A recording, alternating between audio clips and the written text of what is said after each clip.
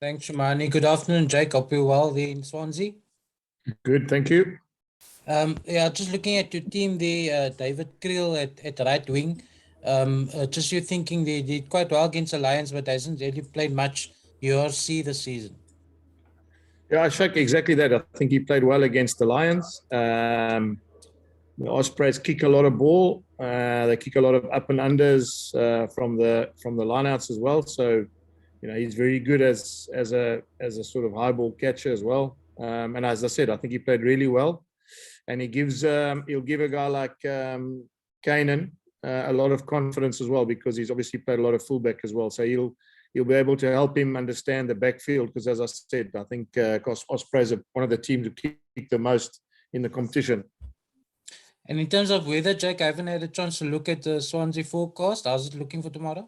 Yeah, Ashfaq, I mean, I think it rained every day since we've been here at different times. So unlike South Africa, it's not a case of they rain all day, but there will be rain forecast. I suppose we just got to, hopefully for us, it doesn't rain during the game. Hopefully it rains before and after the game. We'll go to Nathan. Thanks, Prapambi. Ashfaq already touched on my question on the forecast. Juan on the bench, are you confident with him? Obviously, it's a big game. It's an important win for you guys in order to ensure that you guys want to make that home playoff spot potentially.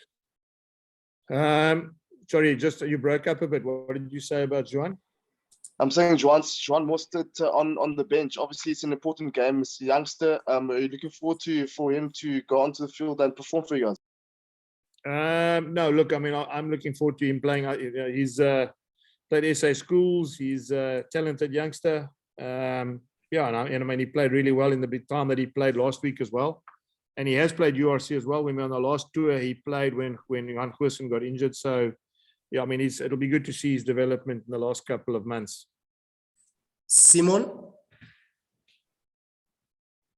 Thanks, Jimani. Hi, Jake. Unfortunately, we have to talk about the stats regarding your touring successes, and that doesn't look good. It's somewhere around the early 30s. Does this concern you? Does it concern the team? Obviously, you have spoken about that, and how do you attempt to manage that tomorrow? Yeah, look, I mean, we haven't done well. I've been with teams that have had the best away records. I think the Brumbies went for the longest away record, most wins away from home. I think Montpellier, when I was there, most wins away from home. I think the Boks, when I was there, I think, again, won a lot of games away from home as well. So it's not something that you can plan beforehand. It is something that we're going to have to get right. And as I said, it's something we're working on.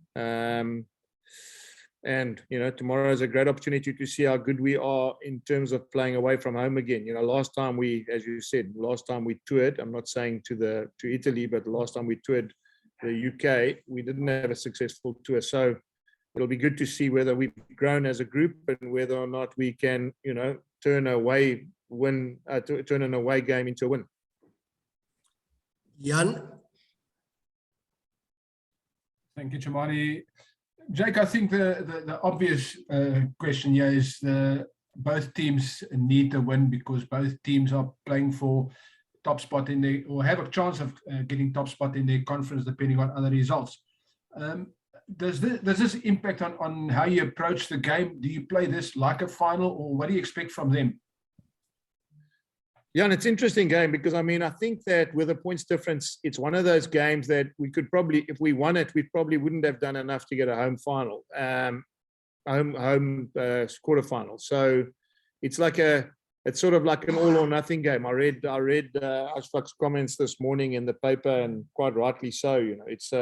It's one of those we could get 4 points, and just by the nature of the other games, you end up, coming 6th or 7th on points difference. And therefore you'd have to travel again. So it's one of those games where we've got to give it everything we've got to try and get a bonus point.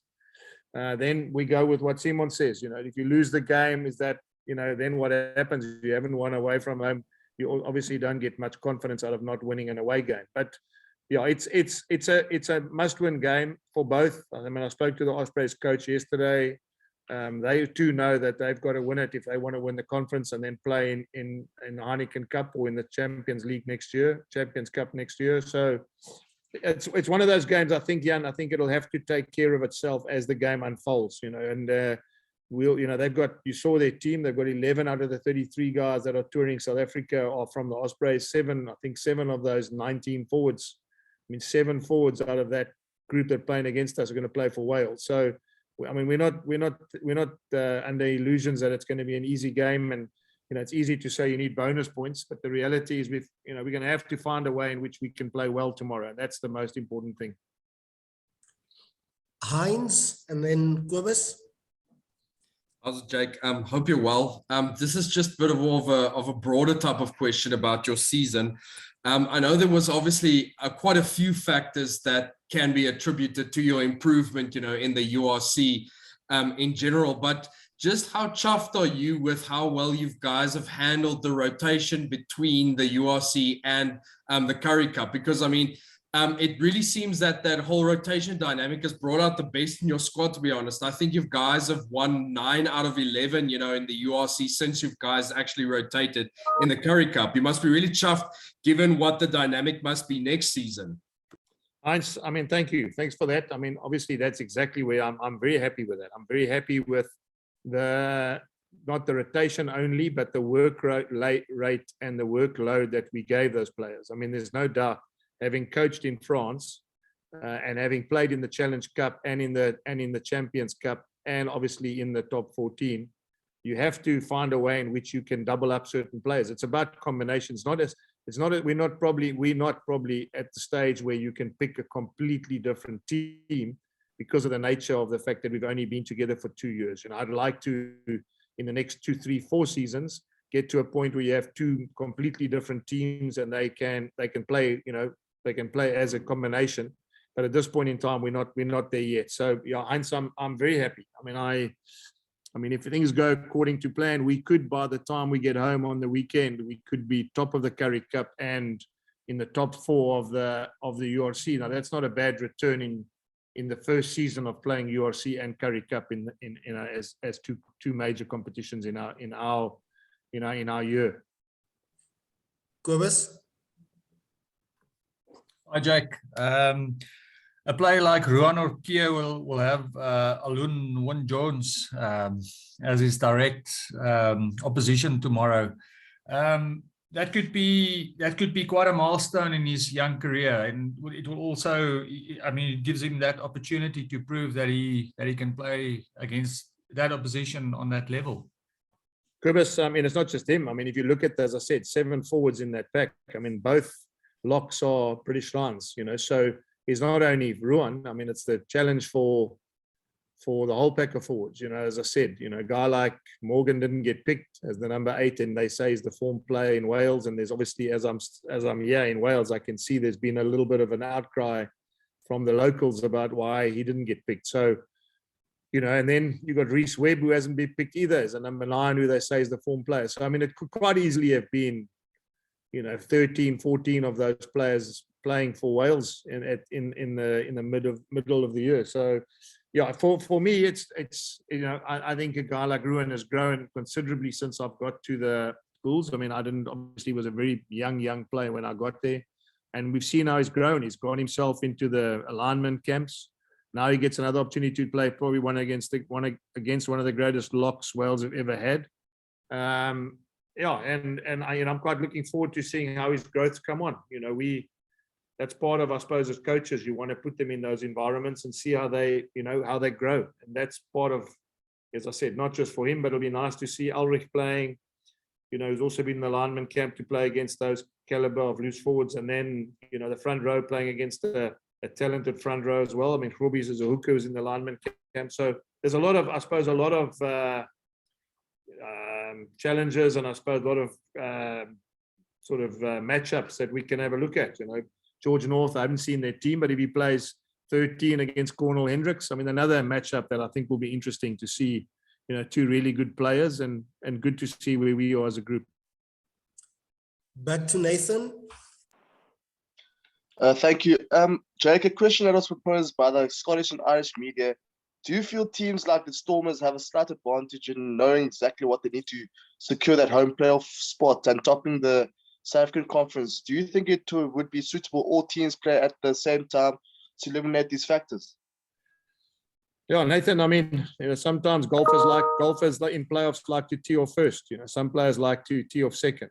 I think that's the nature of sport, So, you look at tennis, some guys win the toss and they want to serve first. Other guys don't want to serve first. So, I mean, I don't think it, sometimes if things go the other way, then the Stormers feel more pressure because then they have to win, So, yeah, I don't think it's the, people follow sport around the world, Nathan. I mean, they follow sport teams around the world to see, upsets or great days or great moments and so, I mean, you'll never get the ideal world. Is it better to play all on one day? Well, I don't think logistically we can, and it just worked out in year one that there's 8 teams playing for playoffs and those playoffs can significantly change in 2 days. I mean, I think it's a great advert for the competition that come the last weekend and the last round of playoffs. I mean, you can literally go from, I haven't worked it exactly out, but I mean, you can go from number 6 or number 5, you can go to number 2,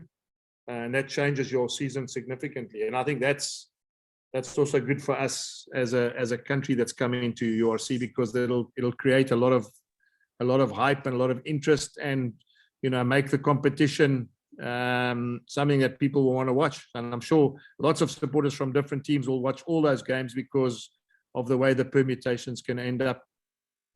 Cool, thanks, Jake. We'll go to Simon, then Percy, then Ashfaq, and then take the last one after Ashfaq. Simon. Thank you, Chimani. Jake, I'm looking at the social media, specifically Marcel's tweet, and it was quoted in the official press release of the team. He speaks about where you come from, or the team come from, and you've touched on that. But an important factor is, he says, but luckily we have some X-factor players in the team that can do that, obviously playing well. You've been around the block. You've done this many, many times. We can speculate as journos, who are your X-factor players in your team? I'd like to hear it from you. Who do you consider your X-factor players for this game?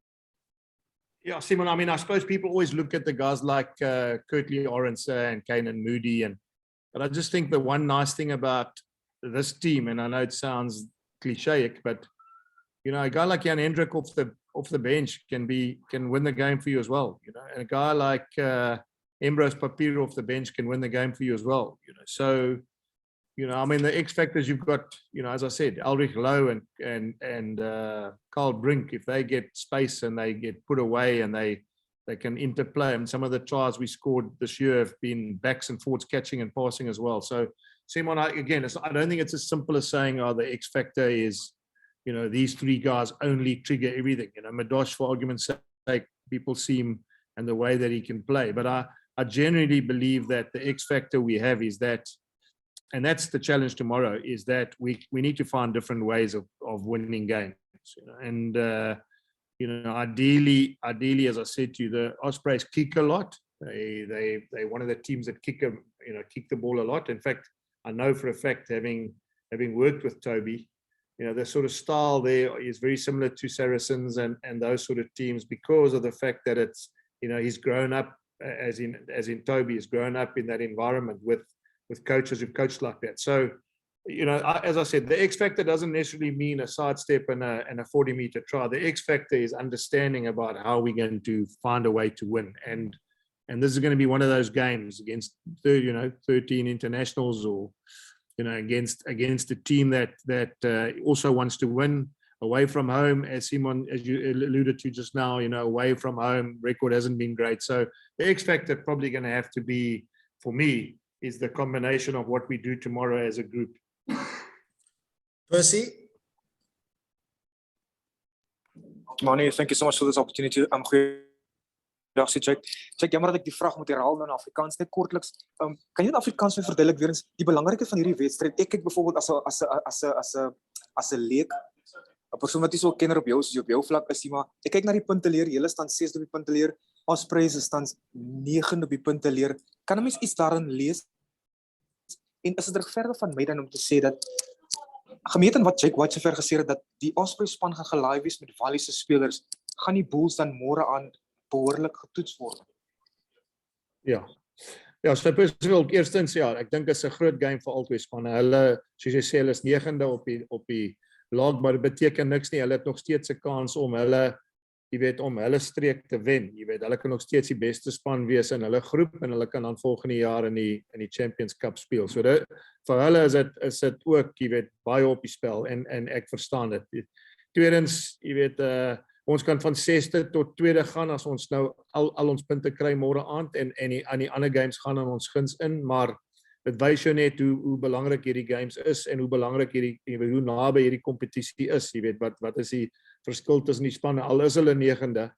Jy weet hulle, ek dink die laaste paar games ook gewen om van nêrens af te kom om 'n kans te kry om die Wallis se streek te wen. So ja, dis gaan 'n groot game wees en dit gaan 'n toets wees vir ons. Soos ek net nou vir jou gesê het, ek dink is 11 van die 33 spelers wat nou in die Wallis se groep is. Dit beteken meeste van hierdie groep maak die Wallis se span se groep op en hulle het ervaring as jy na oudjies kyk soos Alan Wynne Jones en George North en jy weet Tipperik en daai manne. I mean daar's baie toetse onder die blad vir daai mense.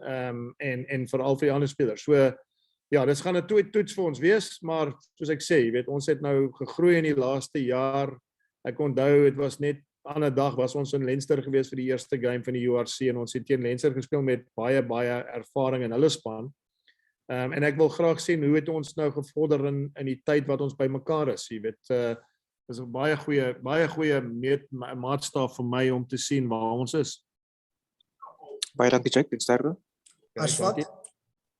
Jake, you mentioned some of the bench players earlier after what happened in the second half against the Lions last week. What needs to change in that regard? Do you perhaps change strategy and hold some guys back or bring them on earlier, or how do you see that working out? Yeah, Ashfaq, look, I mean, that wasn't great to sort of let them back in the game. But to be fair, that Lions team is, they've beaten, I mean, they've also had a fantastic run and it's normal. You know, it's normal when you're 35, I suppose 7 up, you think you've done the job. And there was a lesson for us that we probably let it slip through our own actions. So, you know, the answer to that, Ashfaq, is simple. I think, you know, from experience, I'll just have to have a wait and look and see who I think can get on and who I think needs to get on at certain times. And, you know, if we have to hold people back and win the game at the end with people that are playing well, or if we need to change early because we need fresh legs or because we might want to change certain things that aren't working. I suppose that's the ability of coaching for a long time. You know, as I said, I coached 40 years this year. Started coaching in 1982. So 40 years ago, I started. You know, obviously, it comes down to experience, and hopefully tomorrow, as I said, it's a massive game because of the fact there's so much on the line. I mean, an opportunity to play a home quarterfinal at Loftus in the second year we've been together would be an unbelievable achievement. So yeah, it's. I said I'm answering your question in a roundabout way. I suppose what I'll do is I'll just rely on my experience tomorrow and see what's needed in terms of who goes on, who goes, you know, who comes off, and what time they go on, and what time, you know, obviously they get to play. And then to wrap things up for us, Carl.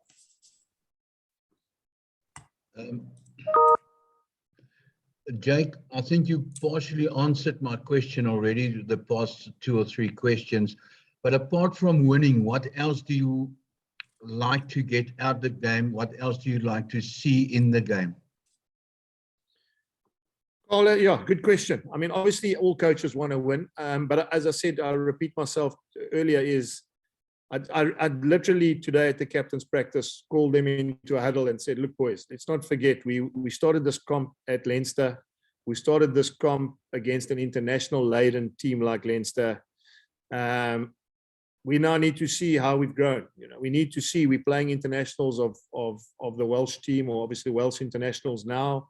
We played the Irish internationals in that thing. And so the answer would be, Carl, is it would be a great measurement for me to see how we've grown. You know, nice measurement to see whether as a group, you know, there's been a progress into where we want to be. You know, we we're still alive. I mean, what are even, win or lose tomorrow. So it's not pressure in terms of all or nothing. It's actually a great opportunity for us to measure ourselves.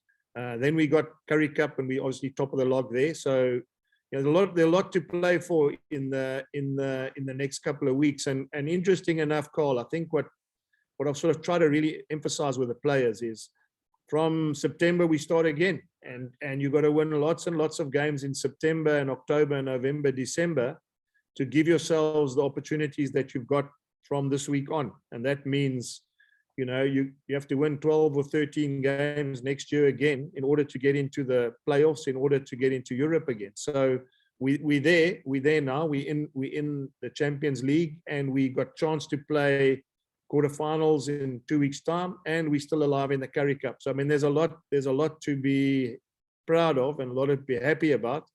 And so, to answer your question, other than the fact that we really want to win, I want to see whether we've grown as a squad, whether or not the way we play and the way we've developed our game, whether it's going to make a significant difference to us at the back end of a competition. Ladies and gents, thank you very much for your time, Coach Jake. Thank you once again, and all the best for tomorrow night. Thank you. Thanks, guys. Thanks, Jake. Thanks, Jake. Ken not talking to me today. Hi, Jake. Good luck. Want to know you new All my signings. questions are asked. All the best. Waiting for new signings. Thanks. Good morning. All right, Ken, Good catch you later. tennis. Cheers. Thanks, guys.